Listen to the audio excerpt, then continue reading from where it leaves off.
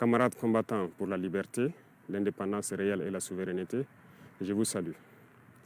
C'est avec immense plaisir et un sentiment de reconnaissance envers vous, mes compatriotes, que je prends la parole aujourd'hui, la veille de la fête nationale de notre chère patrie.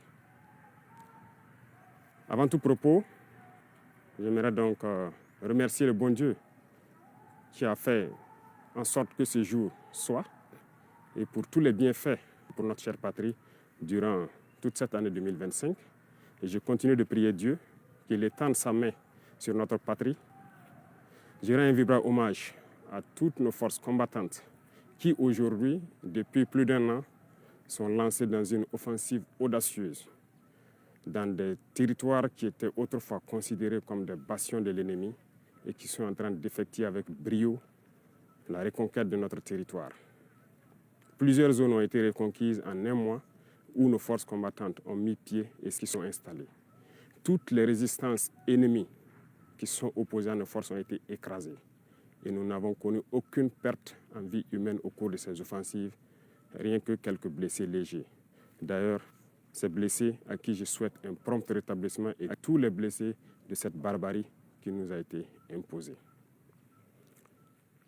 La souveraineté n'est pas qu'un mot, c'est un ensemble. Pour atteindre notre souveraineté pleine et entière, il a fallu passer par la révolution. Cette révolution progressiste populaire décrétée est en cours. Le Burkina Faso aujourd'hui est une vitrine, est un modèle. Nous sommes observés, les gens nous suivent et nous n'avons pas le choix que de réussir. Et j'ai ce plaisir de dire que nous sommes sur la bonne voie et que nous allons réussir. C'est pourquoi tous ceux qui se battent pour atteindre cette souveraineté, cette indépendance réelle, je les exhorte à continuer le combat. Et tous ceux qui étaient encore dans le doute doivent rejoindre le bateau et pouvoir conjuguer ensemble nos efforts.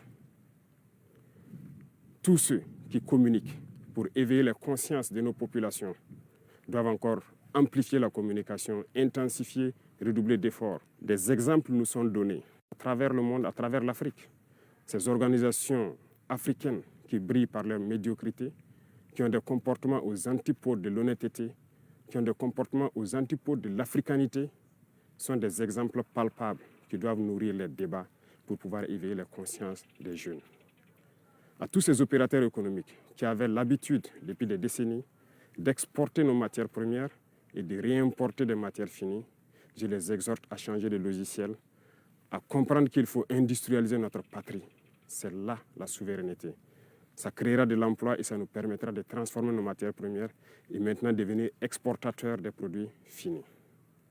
À tous ces enseignants, ces braves enseignants à qui je tire mon chapeau, qui se battent corps et âme pour transformer les tout-petits, les rendre plus patriotes, plus civiques, les rendre révolutionnaires dans l'âme, je vous exhorte à continuer ce travail parce que c'est par eux que nous pourrons maintenir le flambeau de notre patrie.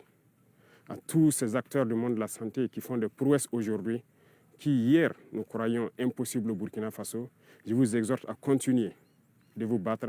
Nous serons de votre côté, nous allons vous appuyer autant que possible en matériel, en logistique, pour que vous continuez à exprimer votre talent, à faire en sorte que ce qui se fait ailleurs puisse se faire ici.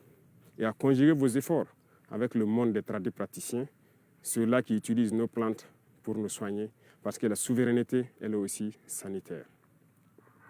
À tous ces acteurs du monde agricole qui ont compris le sens de notre combat, qui accompagnent dans l'offensive agropastorale, nous vous rassurons que nous ne ménagerons aucun effort pour que vous puissiez continuer à donner le meilleur de vous-même, pour que cette souveraineté alimentaire que nous souhaitons tant puisse être une réalité et pour toujours. Quiconque parle de souveraineté ne peut pas tendre la main pour continuer à demander à manger. Ça passe obligatoirement par là. Tous ceux qui se battent pour que nous puissions atteindre cette souveraineté sur tous les plans, pour que nous soyons réellement indépendants, je vous encourage à continuer le combat, à intensifier le combat, parce qu'il faut que nous allions vite et bien. Pourquoi je le dis? Il faut que nous allions vite et bien, parce que tout le monde nous regarde. Le monde entier regarde le Burkina, les Africains regardent le Burkina Faso qui a dessiné un modèle. Et il faut que ce modèle puisse donc inspirer d'autres peuples à rejoindre le combat de la révolution pour que l'Afrique soit libre, digne et prospère. La majorité écrasante des peuples qui nous soutiennent prie pour que nous réussissions. Nous les remercions et nous leur disons de continuer à nous soutenir parce que ce combat que nous menons, ce n'est pas uniquement pour le Burkina Faso, c'est pour tous les peuples noirs. Cette minorité qui est encore perdue, égarée, qu'elle soit bien au sommet des États, ou bien ces populations qui n'ont pas encore compris, qui continuent à prier pour que nous échouons, nous leur disons merci parce que leur haine nous permet également de continuer le combat et d'aller de l'avant. Et j'espère qu'elles comprendront un jour revenir à la raison et pouvoir se débarrasser de ces gènes de l'esclavage qui les tiennent. Le combat contre l'impérialisme, le néocolonialisme et toutes ces manifestations se mènent tous les jours que Dieu fera. Nous ne baisserons pas les bras, nous continuerons sur notre lancée et je pense que toute la jeunesse est aussi invitée à s'exprimer.